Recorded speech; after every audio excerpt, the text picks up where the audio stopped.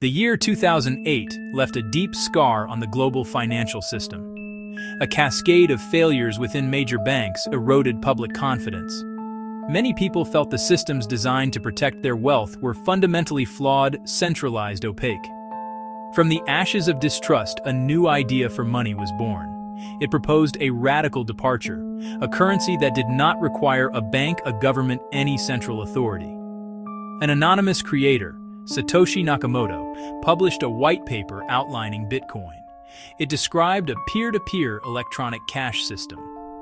On January 3, 2009, Satoshi mined the very first block, the Genesis block.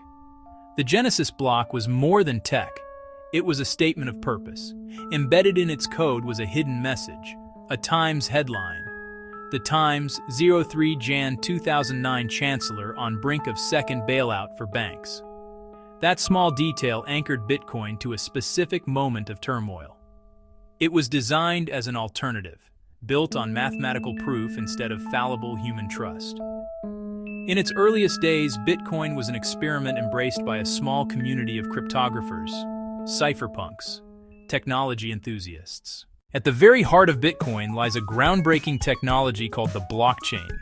To understand it, imagine a traditional accounting ledger. A sturdy book where all transactions are recorded page by page. The blockchain is a digital version of this ledger, but with a crucial difference.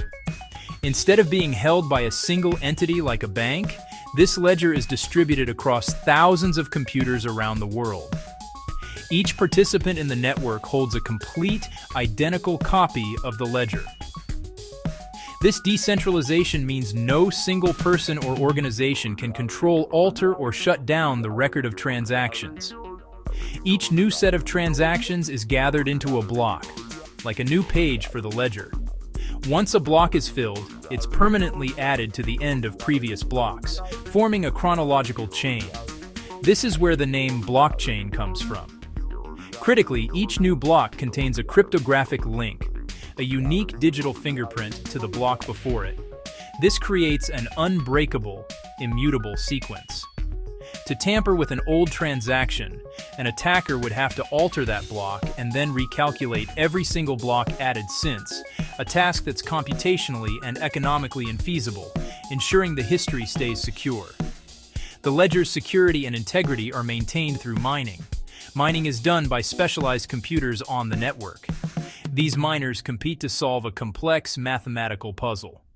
The first miner to find the solution earns the right to add the next block. This serves two vital functions. First, it creates new bitcoins and introduces them into circulation. The successful miner receives newly minted bitcoin as a reward. That reward incentivizes people to contribute computing power. Second, and more importantly, the collective work of miners secures the network. Because so much computation is required to add a block, it's extraordinarily difficult for any single actor to overpower the network and falsify transactions. To cheat, you'd need more than half the network's computing power, an immense, costly undertaking. One of the most defining characteristics of Bitcoin is its absolute scarcity, a feature programmed directly into its core protocol. The total number of Bitcoins that can ever be created is permanently fixed at 21 million. This hard cap cannot be changed. It stands in stark contrast to traditional fiat currencies, which can be printed in unlimited quantities by central banks, often leading to inflation and the devaluation of savings over time. Bitcoin's predictable and finite supply makes it a unique form of money. New Bitcoins are created at a known decreasing rate through the mining process. This event is known as the halving, which cuts the block reward in half approximately every 4 years. This concept of digital scarcity is what gives Bitcoin its potential as a store of value. Because its supply is limited and known, it has drawn comparisons to precious commodities like gold. Gold has been used as money for thousands of years precisely because it is rare, durable, difficult to produce. Bitcoin shares these properties in the digital realm. It is durable because the network has run uninterrupted for over a decade. It is scarce by design. This has led many to view Bitcoin not just as a currency for payments, but as digital gold, an asset that can preserve wealth over long periods insulated from the inflationary pressures of traditional finance. The idea of a provably scarce digital asset was revolutionary. Before Bitcoin, anything digital could be copied infinitely with perfect fidelity. A digital photo, a document, an MP3 file can be duplicated millions of times at virtually no cost, making true digital scarcity impossible. For many years, Bitcoin remained on the fringes of the financial world, largely the domain of early adopters, computer scientists, cypherpunks.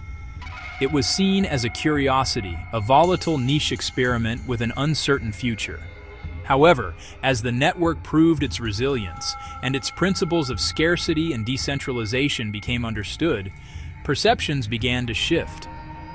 The journey from a hobbyist's project to a globally recognized financial asset was slow but steady.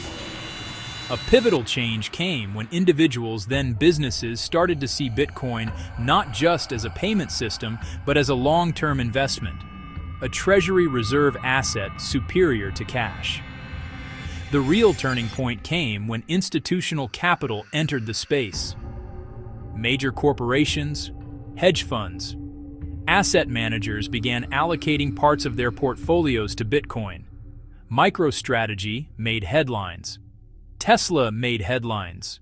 Both added billions of dollars of Bitcoin to their balance sheets, signaling a major vote of confidence. They argued Bitcoin could protect corporate treasuries from fiat inflation. That move by public companies legitimized Bitcoin to traditional finance and opened the door for more conservative investors. A major milestone was approval of spot Bitcoin ETFs in the US. The development happened in early 2024, and it was a game changer. ETFs are regulated financial products letting everyday investors gain exposure to an asset's price without buying the asset directly. As Bitcoin has matured into a significant global asset, its limitations have become clearer. The main Bitcoin blockchain can only process a small number of transactions per second, making it slow and expensive for small, everyday purchases like buying a cup of coffee. To address this challenge, developers have been building Layer 2 solutions that operate on top of the main blockchain. The most prominent of these is the Lightning Network. The Lightning Network enables near-instantaneous and extremely low-cost transactions by creating payment channels between users.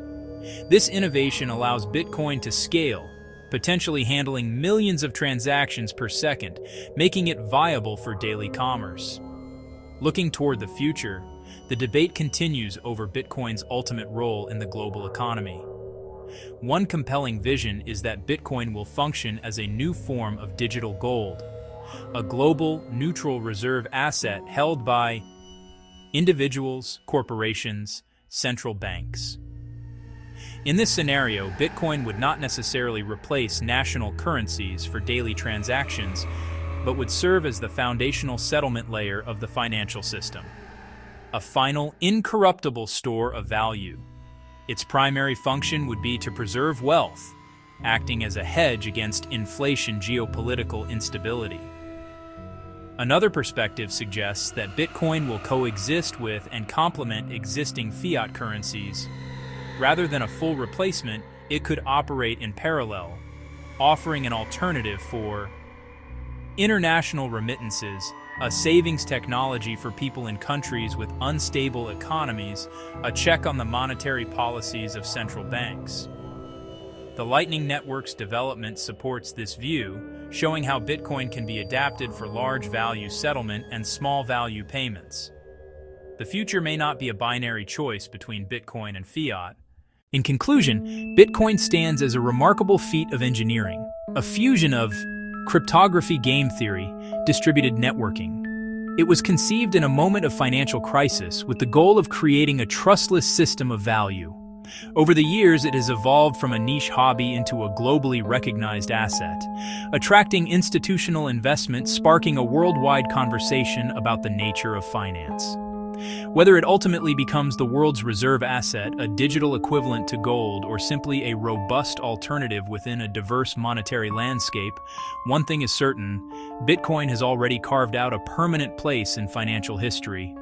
A now legendary transaction illustrates those humble beginnings. On May 22, 2010, a programmer named Laszlo Hanyecz paid 10,000 bitcoins for 2 pizzas. This event, Bitcoin Pizza Day, was the first documented real-world Bitcoin purchase. The pizza transaction highlights Satoshi's goal: a trustless system for transferring value. Without a bank to approve the payment or a credit card company to process it, value moved directly from one person to another across a decentralized network. The system worked as designed, relying on cryptography and a shared consensus mechanism.